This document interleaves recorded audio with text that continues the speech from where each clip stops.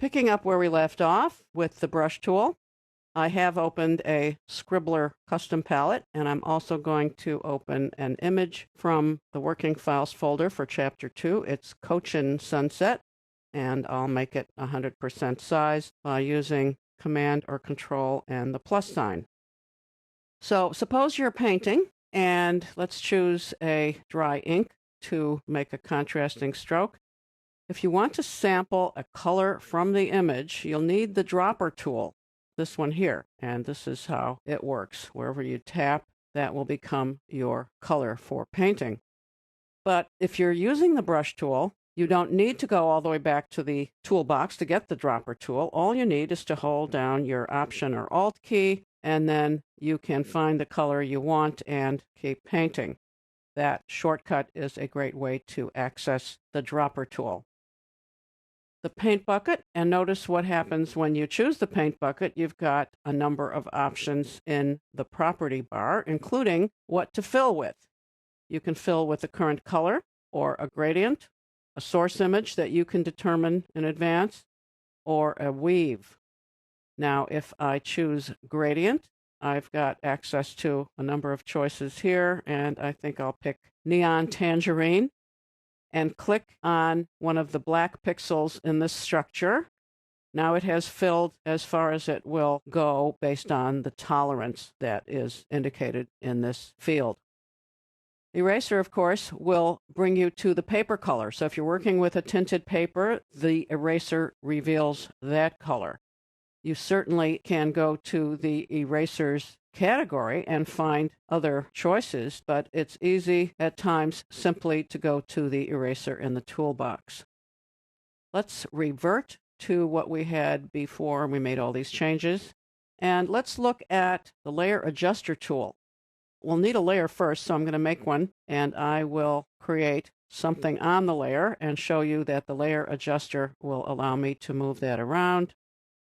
I can transform it with or without remaining in proportion.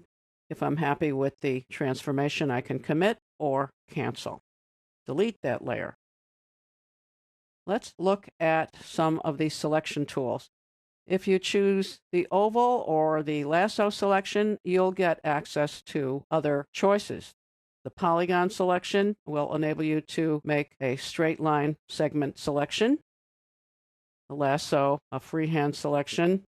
And notice that when I make one selection, the previous one disappears, unless, of course, I choose to add to the selection, which I'll do, and make an oval selection that adds to the previous one.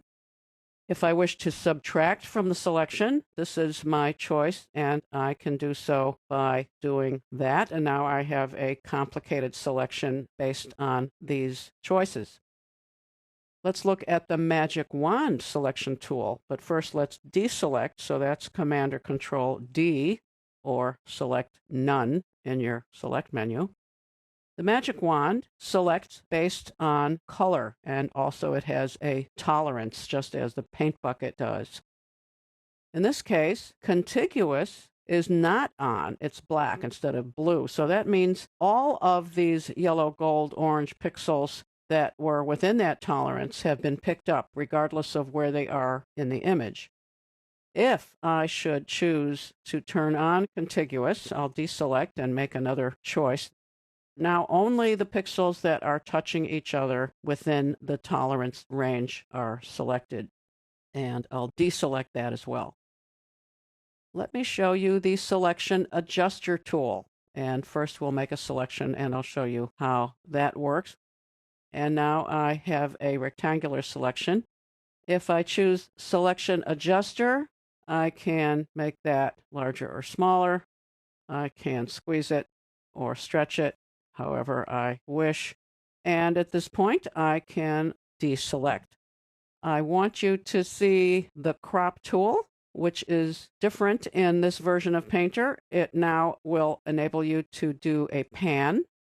You can move it around.